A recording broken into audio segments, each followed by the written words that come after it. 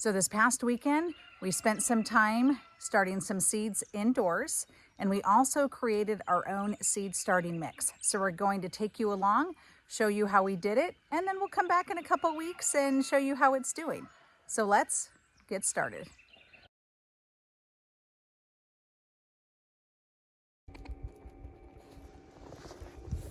What have you got, Bear?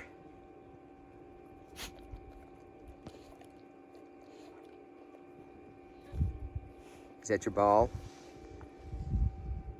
Is it really worth digging in the snow for? You found it under the snow, didn't you? All right.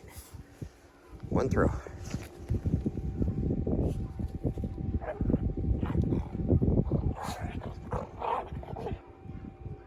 All right, spring is on its way, and we are trying to get some seeds started early so we can get a running start on it.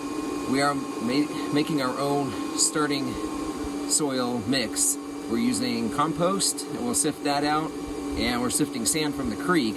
Now, you've seen our sifter that we set up for the forest mulch, but that's a lot bigger material that's going to go through, so we're just using some window screen, sifting out some sand real quick. We'll mix that in with our compost stuff and get some seeds started. So we're just taking you along for what we're doing.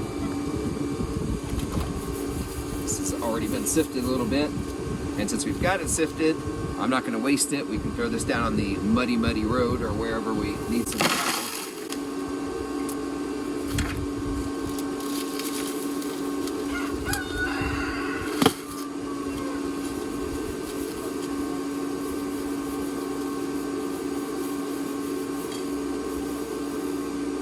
We're sifting because you can see all the really big rocks that are in there. Should be doing that down on the creek looking for gold.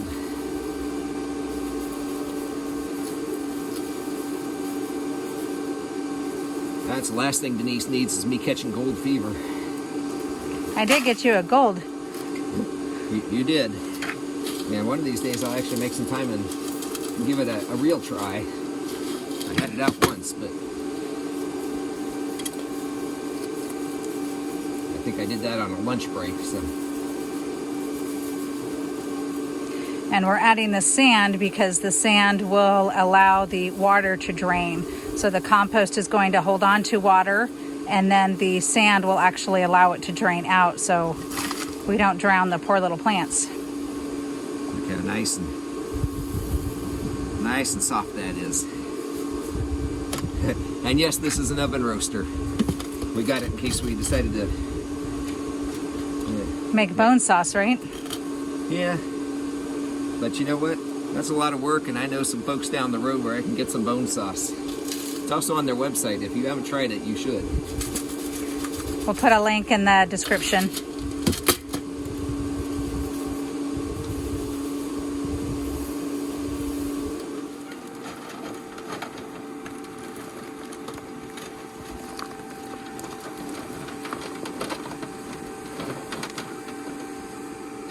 So we're doing this, and you're thinking, well, wouldn't it be easier to run down to the store and pick up a bag of seed starter mix? We don't want to have to run to the store. We've got compost on the site, we've got a creek full of sand, a little bit of elbow grease, and we've got free seed starter. And if we can't get this in the stores, Yep. we are not reliant upon store seed starter mix. So let's see what. You might recognize the sifter from last season. All right, that looks pretty good. Mix that with the sand and poke some seeds in the holes. So we are mixing the two together, and we are doing 1 part sand to 3 parts compost. Looking pretty seedlicious.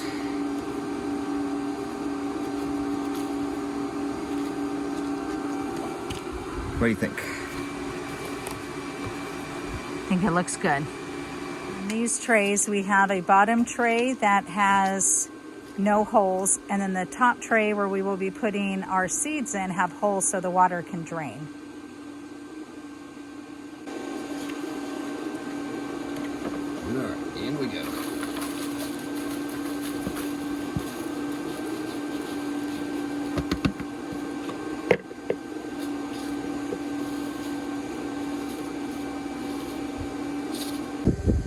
So you may be wondering why we're doing this on the ground. It's because our table right now is packed up. You know, everything's under construction, so everything is just chaos and a mess. So we don't have a lot of things organized, so we are using what we have, and we definitely want to get these started. So we're going ahead and doing everything on the ground right now. So we are starting several seeds today, and we've already got some that we planted last week. We've got onions in there. We have, I believe it's pronounced Alyssa Craig onion. We're also growing a Thomas Jefferson variety that we're really excited about. We've got some beets started, chives, and then we also have some kale that we have already started. And I am going to be doing 2 more batches of kale in this round. The Premier Kale, and then it is a it's a blue curled Scotch variety. The Premier Kale did amazingly well for us this fall, and the sheep love kale, so we want to grow an abundance of it this spring for ourselves and for our sheep. It is a variety that we're definitely going to be growing again in the fall. We're also going to be growing summer savory. Now, for those of you that are unfamiliar, summer savory is an herb. It's got a peppery type flavor to it. It's very underutilized, so we're excited to grow that. We're also going to be starting Egyptian spinach. And a little history lesson, Egyptian spinach was actually eaten by the pharaohs. And then we're also growing a pink variety of celery, red vein sorrel. Sorrel is really high in antioxidants. It's great in salads. So we want to get those antioxidants. So we're going to try sorrel for the first time. And then we told you about the kale. I love cilantro. We may not have enough room on the seed starting shelf to start the cilantro early, but if not, that's okay. I will go ahead and just start it probably early March. We do have a slow bolt variety, so when the temperatures warm up, it's not going to bolt as quickly. So wish us luck. We'll take you along as they start growing, let you know what we were successful with, what wasn't successful for us. I really tried there is a spinach. It's a berry spinach. I think it's called strawberry spinach. I tried to grow that this fall. I had 0 luck. I'm going to try it again this next fall. It looks like a beautiful plant. So if you have had luck with strawberry spinach, let me know, and let me know what I may have done wrong. All right, we'll show you some of the rest of the seed planting, and then we'll get back with you in a moment.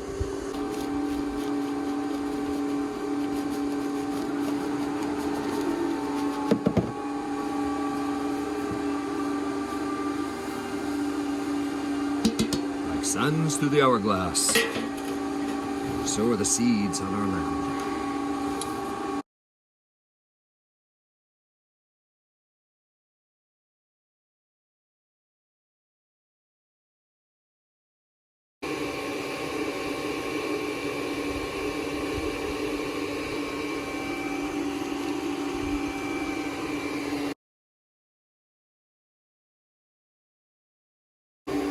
More celery in. We've never grown celery, so. Yeah. After 17 years at the bank, my celery grows very slowly too.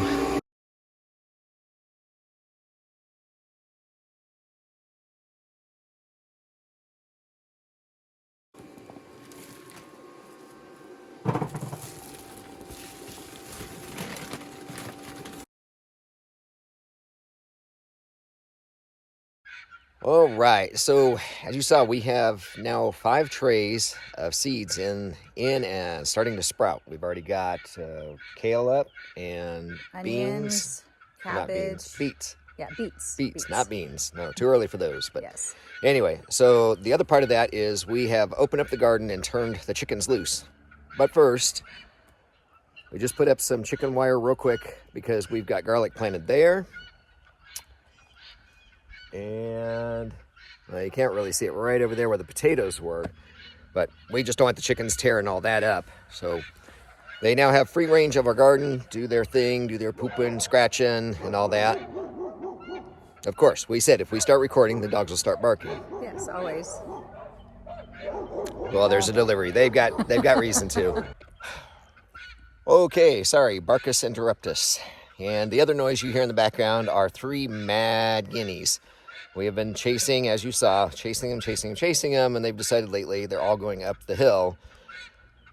So we're back to square one, where we're keeping all of them in except releasing 3 each day so they know where home is, and hopefully it will do a reset on them, because that's what we had to do when we got William and Key here in the first place. Yeah, and Key's going in. Key's actually going in with a couple of the guineas, but then you have a lot of them that want to stay out, and right now with winter and the deciduous trees, they will get eaten. So we're going to try to reset, and then hopefully we'll get some more guinea eggs, and if they decide they all want to go wild and they won't go in, then I guess we'll just raise we'll that. replace them.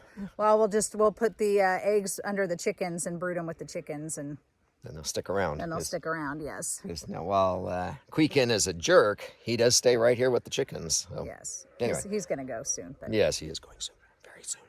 Anyway, okay, so just showing you we're anxious for spring to get here. We want to have everything growing as fast as we can get it in the ground. So 5 trays under heat lamps and lights, under grow lights, that's what I was looking for, and heat mats. And we've ordered 2 more heat mats because too much is never enough, right? And you should see our stack of seed packets. So yes, and Ben has put some plastic around it, as you see in the video, and that's just to try to keep some of the warmth in, because our nights are still getting really cold. Yeah. So and even though the shop is warm, it still gets cool in there. So kind of a greenhouse within the shop, if you will. But anyway, all right, so let's get this out to you and show you what we're doing.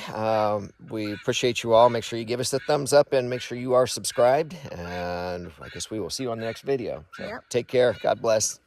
Bye. Bye.